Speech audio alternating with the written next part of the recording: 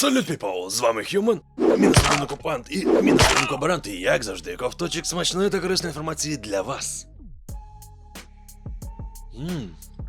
Так, це воно. Ну а сьогодні, друзі, я вам пропоную обговорити нові і останні ігрові події в світі IT. Щодо нового у світі Horizon, також у нас є цікавеньке інтерв'ю по The Callisto Protocol. Дізнаємося, чим нас там будуть жахати. А також з'явились плани на майбутнє у CD Projekt Red і по Кіберпанку, і по Відьмаку, і ще по деяким іграм. Покажу вам також фанатський Far Cry 2, прямо флешбек в моє дитинство, який зробили просто нереально крутим. Значно покращив оригінал. Та ще багато чого цікавого, тож дивитися, я створив.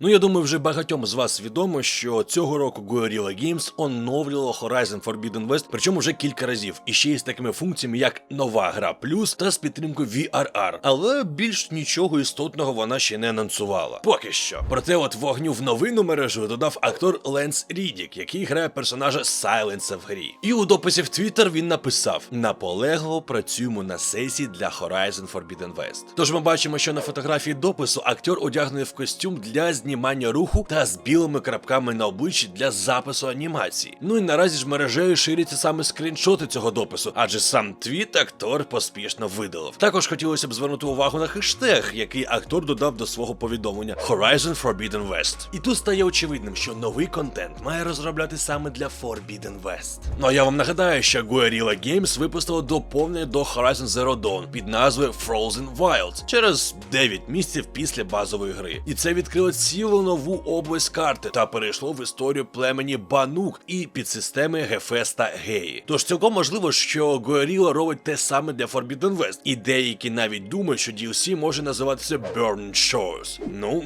через певні записи в внутрішніх файлах гри. Але попри це, студія поки що нічого не підтвердила. Тож є можливість, що ми з вами побачимо розширений світ забороненого заходу вже дуже скоро.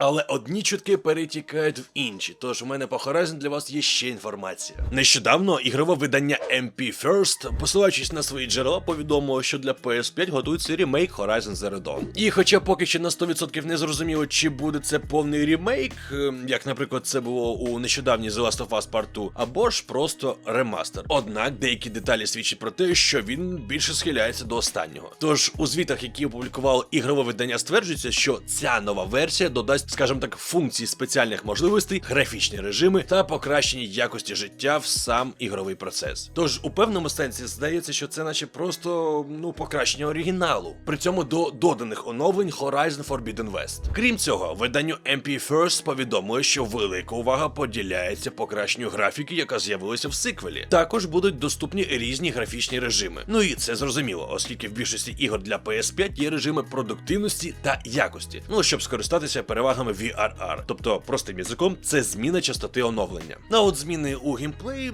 ймовірно, буде на рівні сіквела. Скоріш за все, майбутнє оновлення Horizon Zero Dawn, воно візуально наблизить його до Horizon Forbidden West, завдяки покращеним текстурам, дистанції малювання, моделями персонажів, новим анімації та іншому. І я сподіваюсь, без щічок Елой. Хоча оновлення для Horizon Zero Dawn, не те, щоб настільки необхідно, адже гра вийшла всього лише 5 років тому. Проте, якщо можливий ремейк чи ремастер вас не зацікавить, то є офіційно анонсована інша гра у всесвіті Horizon Call of the Mountain, спеціально для окулярів віртуальної реальності PSVR 2. І про неї, до речі, я не один раз вже згадував у попередніх роликах. Крім цього, на тому ж новинному порталі MP First ми дізналися про те, що Guerrilla Games у PlayStation зараз розробляють багатокористувацьку онлайн-гру Horizon, як для PS5, так і для ПК. Цілих 2 їхніх джерела підтвердили, що проєкт справді реальний, а третє надало деякі короткі відомості про те, що він може мати форму кооперативу. Більше того, кажуть, що налаштування стосується різних племен, які створені у франшизі Horizon, однак перевірити це,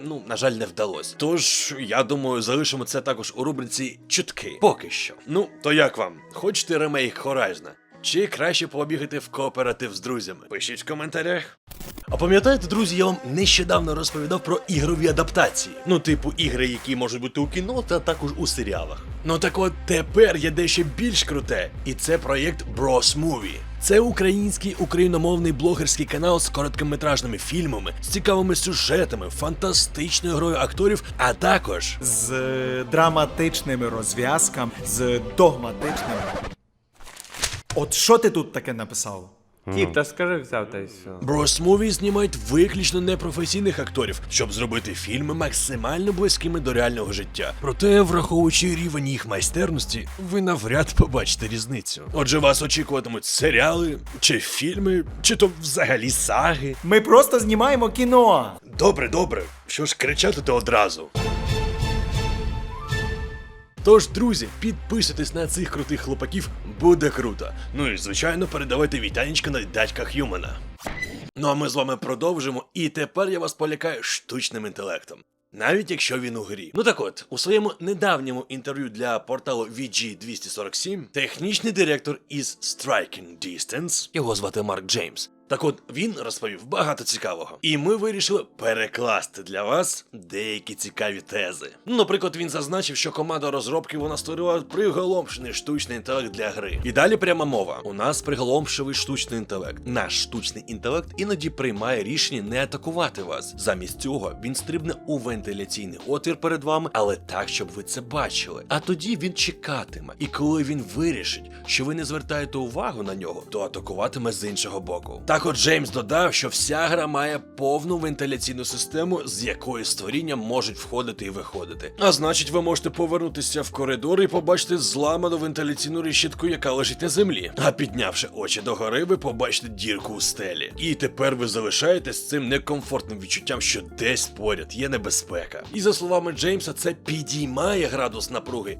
І в принципі саме цього і хотіла добитися команда. І хоч гра хоче вас саме вбити, проте налякати – ось головна мета штучного інтелекту. І також він додав, що поведінка ворогів буде залежати від поведінки гравця. Тобто таким чином, якщо ви використовуєте рушницю, то ворог, який керується штучним інтелектом, він відійде на далеку дистанцію і знайде спосіб атакувати вас ззаду чи якимось іншим способом. Тобто поведінка ворогів змінюватиметься, навіть якщо ви проходитиме по одному і тому самому коридору після смерті героя. А ось це вже реально круто. Прямо такий NPC-шний рогалик. І штучний інтелект, який приховує від вас ворогів, це не єдине, про що вам потрібно непокоїтись. Адже вірус, який ховається у ваших ворогах, іноді проявляється фізично. Ну, наприклад, у вигляді щупалець чи відірваних кінцівок, які намагаються вас атакувати. І якщо ви промахнулися пострілом у ці щупальця, то вони стають агресивнішими. Тож, за словами Джеймса, вам краще переконатися, що ваші постріли досягнуть цілі. Інакше вороги почнуть швидше мутувати. І це зробить їх могутнішими, зробить їх швидшими, і з кожною мутацією їх стане все важче вбити. Тобто те, що могло ваншотнути монстра,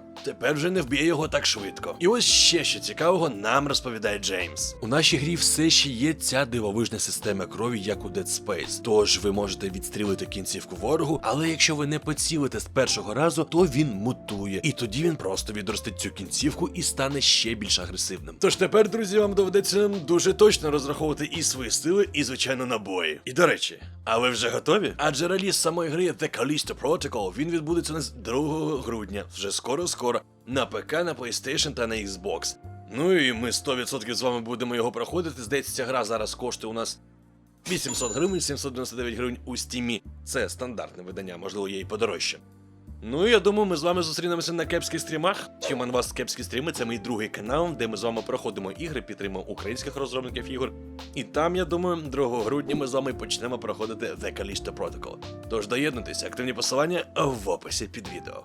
Ну а ми з вами рухаємося далі. І мені здається, я відчуваю запах Death Stranding 2. Тож, якщо брати до уваги, що після розриву Коджіми з Konami саме успіх гри Death Stranding зробив Kojima Production потужною студією, то є сподівання, що Коджіма може розраховувати на успіх і нового проєкту. І це логічно. А от що стосується Xbox, то студія працює над проєктом Overdose, тобто над горором із Маргарет Куелі в головній ролі. Однак джерела видання Gamerant, вони вказують, що також ведеться робота над іншим великим проєктом. І хотілося б, щоб річ йшла саме про оновлення Metal Gear Solid, тим паче чутки про які ширяться мережею вже дуже давно. Ну і я сподіваюся, що у Кодзіма вистачить часу ввести стільки проєктів ще й одночасно. Менше з тим, хоча Kojima Production ще не підтвердила, що створює Death Stranding 2, але є витоки інформації від таких людей, як актор Норман Рідус. Це головний герой Сема Портера Бріджеса. Так от, все це свідчить про те, що гра знаходиться в активній розробці. А оскільки Death Stranding IP належить Sony, а не Kojima Productions, то продовження, ймовірно, буде другою грою, яка включена в багатоігровий контракт, який дві компанії підписали досить давно. І все це можливо, якщо вірити словам інсайдера Dust Golem, який, власне, поділився цією інформацією на Reddit. Більше того, він також каже, що, ймовірно, нова гра має кодову назву Ocean, однак жодних інших подробиць щодо Death Stranding 2 не було розкрито. І хоча в мережу, в принципі, нещодавно і було злито документ, котрий наче підтверджує все це,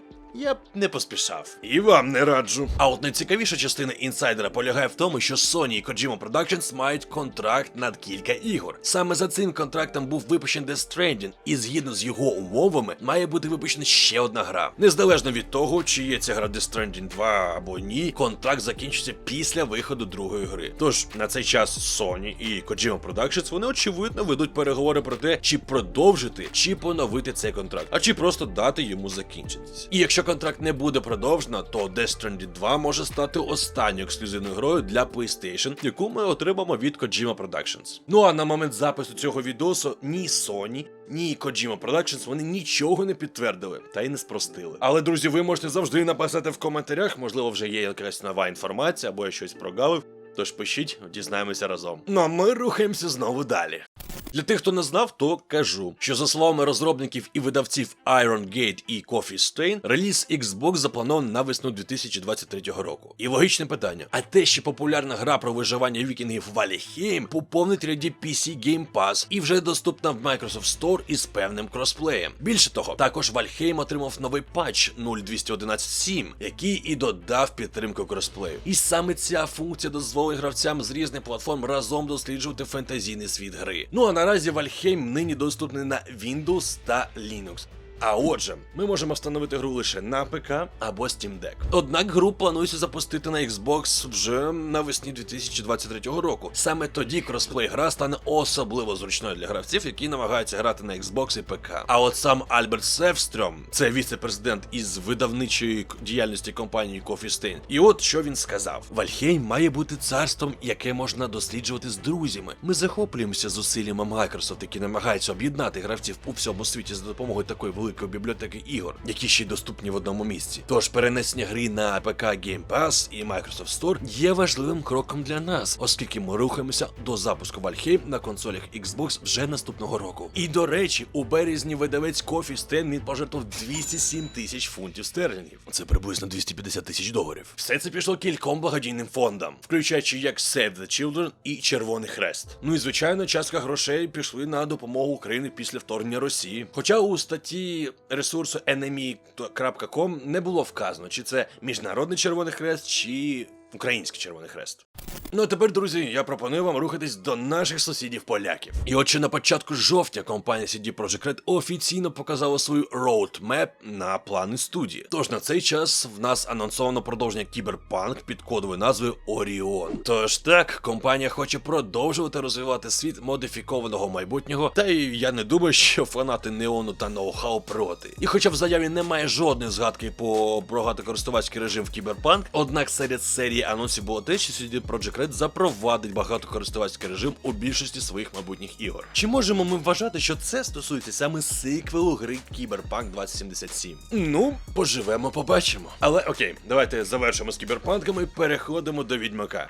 Там багато чого цікавого. Студія планує розпочати розробку нової трилогії ігор, яка розпочнеться з проєкту під кодовою назвою Polaris і буде випущена протягом 6 років. Також Реди паралельно розробляють проєкт, відомий як Canis Majoris. Його розробляє стороння студія, та і хоч проєкт і буде у всесвіті Відьмака, але все ж таки вважатиметься окремою історією на відміну від трилогії. Ну і у нас третя новина про кіберпанк. Це у нас проєкт під кодовою назвою Sirius, який курує Molasses Flood. І, до речі, дана студія заснована Редами відносно недавно, у 2021 році. І от зазначається, що Sirius включатиме багатокористувацький елемент на додаток до сюжетного режиму на одного гравця. А от подробиць про те, коли з'явиться довгоочікуване оновлення для консолей поточного покоління для Witcher 3, ну, поки невідомо. Хоча дедлайном зазначається саме цей 22 рік. Ну і щодо нової гри. IP під кодовою назвою Hades Хадар також у розробці, але наразі всі деталі про це тримаються в таємниці. Ну а сама Project Red стверджує, що ця гра все ще перебуває у найпершій стадії творчого процесу, і тому її розробка ще не почалася. Також компанія повідомила, що це гра, яка буде створена з нуля в CD Projekt Red. Ну,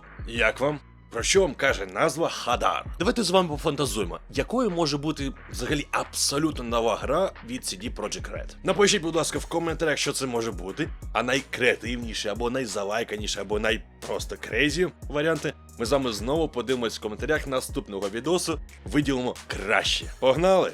Тепер у нашому полі зору корейський гігант Nexon, який, схоже, активно розкриває подробиці Warhaven, тобто багатокористувацької гри в стилі 16х16. Якщо ж ви не чули про цей проєкт, то от самі розробники кажуть, що Warhaven – це внутрішній середньовічний фентезійний досвід бою на мечах. Тож сама гра запропонує 6 унікальних персонажів, кожен з яких має свою оригінальну зброю та здібності. І нам запропонують Блейд з дворучним мечем, Спайк зі списом, Арч з луком, Гвардіан із щитом, Смоук з палицею і Вархаммер з молотом. Кожен з персонажів має свої унікальні здібності, а також свій власний стиль бою, і це дуже добре видно, коли ми дивимося на трейлер. Сам же ігровий процес включає формування гравців у групи, які, за словами розробників, не матимуть жодних обмежень щодо досвіду та рівня. Ну а з часом та накопиченням певних умінь гравці матимуть можливість, так сказати, ультанути. Тобто гра пропонує тимчасово перетворитись на богоподібних безсмертних. І це, очевидно, може досить сильно змінити хід бою. Крім того, союзники, які були вбиті в бою, можуть бути відроджені товаришами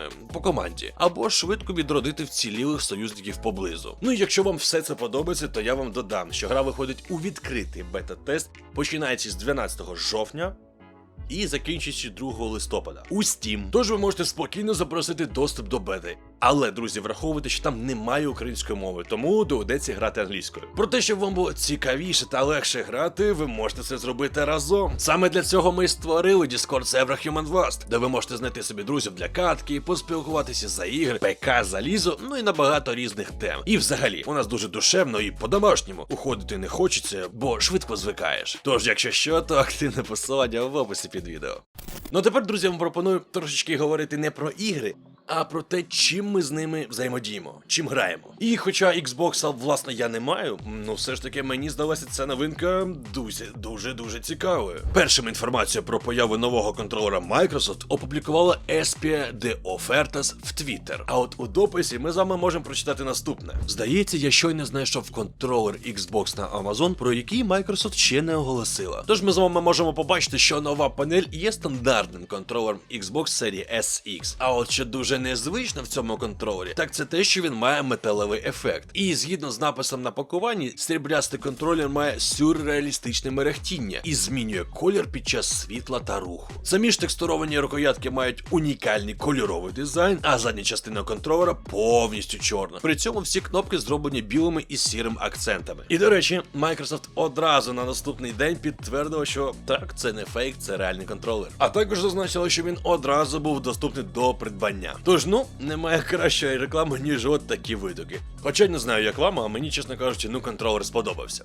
Ну а тепер я вам пропоную повернутися у мої шкільні роки. Колись багато гравців вимагали від Ubisoft ремастер Far Cry 2. А тепер з'явився глобальний мод, який дозволяє більше не турбувати заклопотаних дядечок в костюмах дурними проханнями. І от те, що зробили ентузіасти, можна сміливо назвати повноцінним ремастером оригінальної гри. Тож цей мод вносить численні зміни в гру. Покращує візуальні ефекти, штучний інтелект ворогів, зброю та багато іншого. Менше з тим, мод також намагається зробити Far Cry 2 таким більш реалістичним, ніж його оригінальна версія, звичайно. Наприклад, змушуючи автомобілі отримувати набагато більше пошкоджень, додаючи реалістичні текстури, такі як дірки від куль в автомобілях і стінах, і надаючи зброї набагато більше міцності, ніж зазвичай. Тож, якщо ви хочете випробувати цей мод Far Cry 2 Realism Plus Redux, ви можете знайти його на ModDB разом із детальними інструкціями зі встановленням та багатьма чи іншими відомостями про зміну, які вносить сам мод. Ну а хто вже спробував або планує спробувати, пишіть в коментарях, мені буде дуже цікаво подивитися, ваше враження, особливо якщо ви раніше грали в оригінальний Far Cry 2. Дякую за те, що підтримуєте нас на Patreon та в спонсорстві YouTube. Я вам щиро вдячний, що ви продовжуєте вірити в нас, в наш проєкт Human Last. І саме завдяки вам ми і існуємо. Ну а якщо у вас є змога та бажання також долучитись до бусту українського контенту, української культури, україномовного, то всі активні посилання я залишаю в описі під відосом. Навіть $1 на місяць, повірте, більш ніж достатньо з кожної особи. Ну і останнє на сьогодні це у нас про лисого з Хітмена. Тож, новий режим для одного гравця з елементів roguelike перенесли на 26 січня 2023 року. Але перед цим розробник IO Interactive проведе бета-тест у Steam, який запланований на листопад. Ну і наразі ж відомо, що в новому режимі фрілансер Агент 47 відправляється на серію місій у стилі roguelike. Ну а на офіційному сайті IO 4 жовтня з'явилась новина з цього приводу, і ось що вони пишуть. На початку наступного місяця ми будемо вибірково запрошувати гравців у Hitman 3 через Steam, щоб взяти участь у закритому технічному тесті та пройти його. Ви зможете випробувати ключові елементи режиму, починаючи від налаштування притулку, усунення лідерів синдикатів і розблокування майстерності, але ми також тримаємо деякі речі в таємниці. Тож компанія не розкриває своїх секретів раніше, хоча б до бета-тесту. Однак для фанатів серії стане приємною несподіванкою, що новий режим буде безплатним. На відміну від минулого Year 2. Ви ще не забули про такого героя, як 47-й? І взагалі, яка вам остання гра згадується про лисого? Ну, вбивцю, звичайно. Ну і нарешті наша свіженька і цікавенька рубрика з вашими топовими коментарями. Минулого разу я вас просив написати, яку б акторку ви підібрали б на роль Еллі для адаптації серіалу The Last of Us. Ну і ви це зробили. Деякі варіанти взагалі розрив мозку. Дуже креативно і навіть в деяких випадках крейзі. Ну, кайф, ви молодці. Ну а наступного разу я все ж таки знову пропоную вам подивитися, яку ж, можливо, будуть робити наступну гру наші друзі-поляки з CD Projekt Red. Варіанти з плотвою не обговорюю, тому що такі вже ігри є. Чекаю на ваші смішнявки. Ну а з вами, як завжди, був Human, і як завжди, кайфовий вам гри.